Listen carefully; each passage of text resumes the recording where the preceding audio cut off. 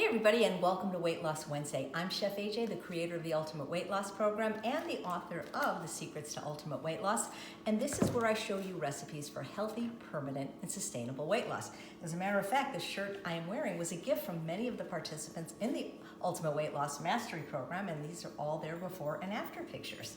So I got an email from Ryan, who bought my dessert ebook called A Date with Dessert, which, by the way, very soon will be an actual book on Amazon. We just got the proof.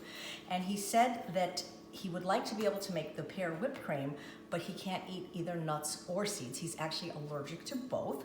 And can I come up with a whipped cream that didn't have either? And I'm like, sure, I love a challenge. And so I did, and it tastes pretty much the same as the version with the cashews or the chia seeds.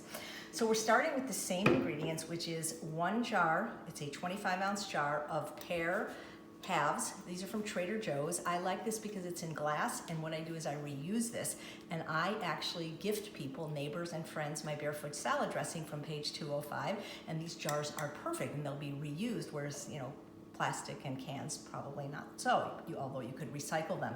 If you don't have a Trader Joe's near you, if you can't find it in the glass jar, you can get, I've seen jarred pears in its own juice at every city I've been in, from Kroger to Ralph's to wherever. So you could use fresh pears, but here's the problem. When I go to Rancho La Puerto, which, by the way, I'll be there January 4th of next year if you'd like to join me in some hands-on cooking classes. If I don't remember to bring these, they have pears there, but they're always rock hard. And what we have to do is we have to roast them, but then when we roast them, they don't stay this really like white color, and it still tastes good, but it doesn't look as pretty as the whipped cream if you would just use the jarred pears. The other thing is fresh fruit is always going to vary in sweetness, so sometimes it's just not going to be sweet enough. This is a very consistent product. So what I do is I drain the water, and I save the water to use to sweeten my husband's oatmeal. And I'm going to pour the whole jar in the blender. And then I am going to add a half a cup of gluten-free oats. And I'm going to add my vanilla powder. Vanilla powder is just ground vanilla beans, and I just get it on Amazon. This brand is called Wild Vanilla Powder, and all it is whole vanilla beans. This will actually darken it a little bit. It's optional. It's not necessary, and it should be a teaspoon. I'm too cheap. I don't want to waste it. I'm going to put in a half, but really it's a teaspoon would be better. I prefer to use the vanilla powder because working at True North, you're not allowed to use the regular vanilla extract because it has alcohol, and the alcohol-free has glycerin, which is sugar, so the vanilla whole bean is better anyway. So I put all my ingredients in the blender. This is going to be noisy, so plug your ears.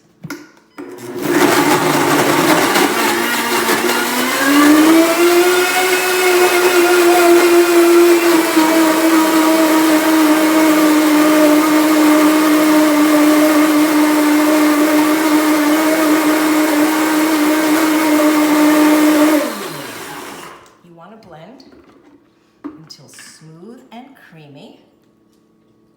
And what I like to do is put it in a squeeze bottle. Hopefully it's not too thick to go in. I think it'll be fine. It might be too thick, but actually that's good. So that's good that it didn't go in because we're using it as whipped cream. It might go in eventually, but what I also want to show you is a little variation. So what I like to do is I like to take about half of it and keep it white. And then I take about another half of it. Now, if you wanted it more like a sauce, like a vanilla cream sauce, like maybe with fruit, just dilute a little bit with unsweetened milk. But I like to take about half of it, and then I sometimes like to amp up the flavor by using one of these wonderful flavored balsamic vinegars. These are from California Balsamic. I love these 3-ounce bottles because they're plastic and they don't break in your suitcase, and they actually get through TSA.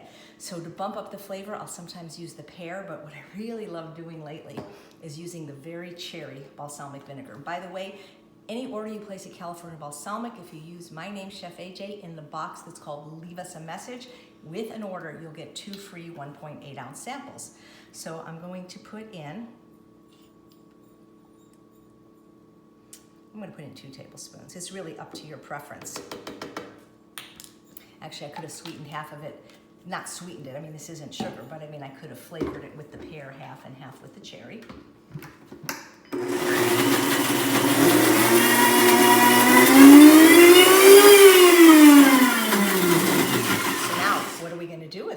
Okay, well, let me show you. That smells so good.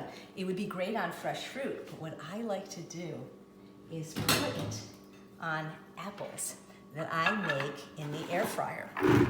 So what I've done is I've taken these apples and I cook them in my air fryer at 400 for about 30 minutes.